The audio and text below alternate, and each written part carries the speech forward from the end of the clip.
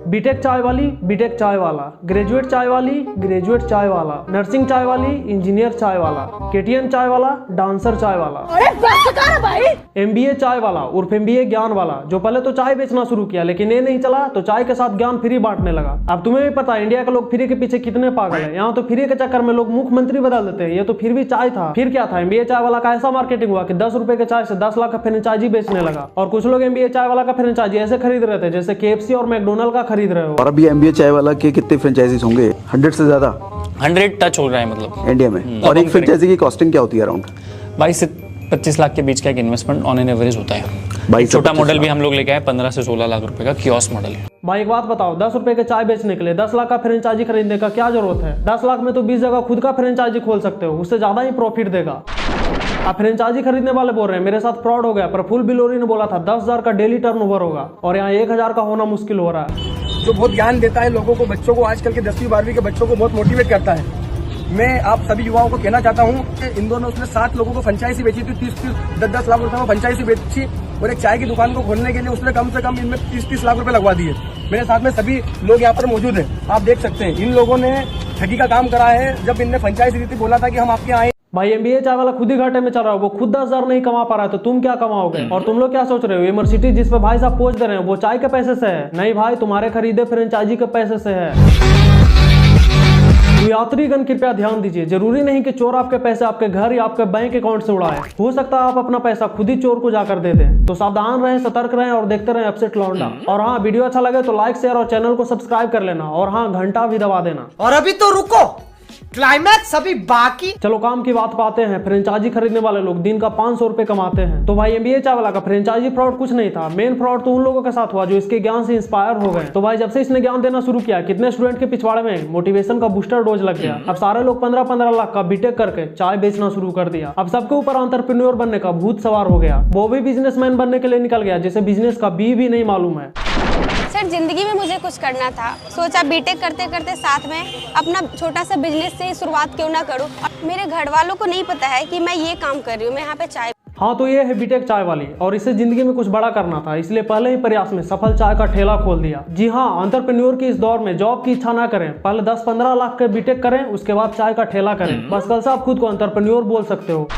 Entrepreneur बनने के लिए क्या एलिजिबिलिटी चाहिए? या तो आप चाय का ठेला खोल दो या चाट गोलगप्पे का ठेला खोल दो। ये सारे काम एंटरप्रेन्योर का है। भाई ये वही लोग हैं जो एडमिशन लेते टाइम गूगल, एप्पल, माइक्रोसॉफ्ट से नीचे सोचते ही नहीं है। कॉलेज आकर पता चलता है माइक्रोसॉफ्ट के बारे में सोचने वाला चाय का ठेला के बारे में सोच रहा है। अरे मैडम, आपको गवर्नमेंट जॉब करना नहीं था, कॉर्पोरेट सेक्टर में जाना ही नहीं था, तो आपने बीटेक क्यों किया? पेरेंट्स का 15 लाख का चूना क्यों लगाया चाय का ठेला खोलने के लिए? अरे मैडम, मोदी जी का कहने का ये मतलब नहीं था कि सारे लोग चाय का ठेला खोल के बैठ जाओ।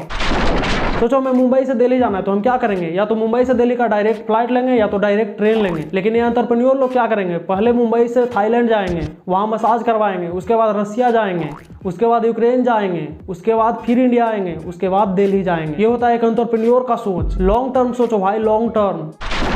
अब मिलवाता हूँ बीटेक चाय वाली का मेल वर्जन से, जिसे जिंदगी में कुछ बड़ा करना था। इसे जिंदगी में एंटरप्रेन्योर बनना ही था, लेकिन इसे ये नहीं पता था कि करना क्या है। कुछ सपने ऐसे होते हैं जिसमें आपका माँ बाप कभी साथ नहीं देगा। वैसे आपका सपना क्या था? ओरिजिनल क्या था सपना?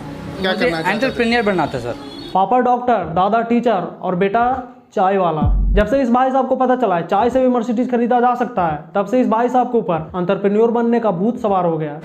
पापा जी डॉक्टर है, चाचा जी जियो से में मैनेजर थे और अभी बहुत बड़ा टीचर है हमारे एरिया का, और दादाजी मिडिल स्कूल हेड मास्टर है। मेरे को एक ही चीज़ समझ में आता है सर कि हम जॉब से अपनी ज़रूरतें पूरा कर सकते हैं, सपना कभी पूरा नहीं कर सकते। इसे क्लियरली पता है कि जॉब से जरूरतें पूरा हो सकता है, शौक नहीं। और भाई साहब का तो शौक बहुत बड़ा है, इसलिए पहले इसने 15 लाख बर्बाद करके अपने शौक पूरा किया, उसके बाद चाय का ठेला खोल दिया। घर वालों को बोला कि मुझे बिजनेस करनी है, कुछ पैसा दो, 10-12-20 लाख रुपए दो, मुझे करनी है। तो बोला तुम पे यकीन ही नहीं है, तुम पैसा बुढ़ा देगा, खराब कर देगा।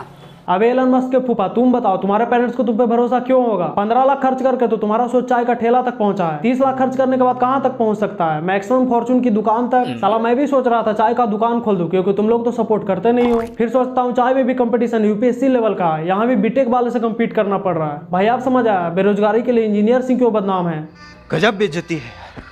अब मिलिए सबसे यूनिक और सबसे हटकर एंटरप्रेन्योर से, जिसने सबसे हटकर सोचा। अब ये भी एमबीए चाय वाले की तरफ फ्रेंचाइजी बेच रही है। हो सकता है कुछ ही सालों में ये माइक्रोसॉफ्ट को भी बीट कर दे। जी हाँ, मैं बात कर रहा हूँ बीटेक पानी पूरी वाली की। मेरा नाम तापसी उपाध्याय है और मैं 21 ईयर की हूँ, सिर्फ 21 साल की। बिट्टे करके गोलगप्पे? भाई साहब ये गोलगप्पे बनाने में पाइथागोरस थ्योरम, न्यूटन्स लॉ का इस्तेमाल करती है क्या, या फिर गोलगप्पे के पानी में कार्बन मिलाती है? साला मैं क्लास में सोचता था मैथ्स वाले टीचर इतना फार्मूला क्यों याद करवाते हैं, इसका रियल लाइफ में इस्तेमाल कहाँ है? अब समझ में आया, गोलगप्पे बनाने में पहले तुम्हें रेडियस निकालना होगा, उसके बाद एरिया निकालना होगा, फिर बनता है गोलगप्पा। भाई हो क्या गया आजकल के लोगों को, माइक्रोसॉफ्ट को बीट करने का प्लानिंग बनाने वाले गोलगप्पे वाले अंकल को बीट करने का प्लानिंग बना रहे हैं। भाई मैं तो सोच रहा हूँ अब गोलगप्पे वाले अंकल का क्या होगा, कैसे बीट कर पाएंगे बीटेक वाले को? श्रद्धा कपूर को छोड़कर कौन जाएगा शक्ति कपूर के पास?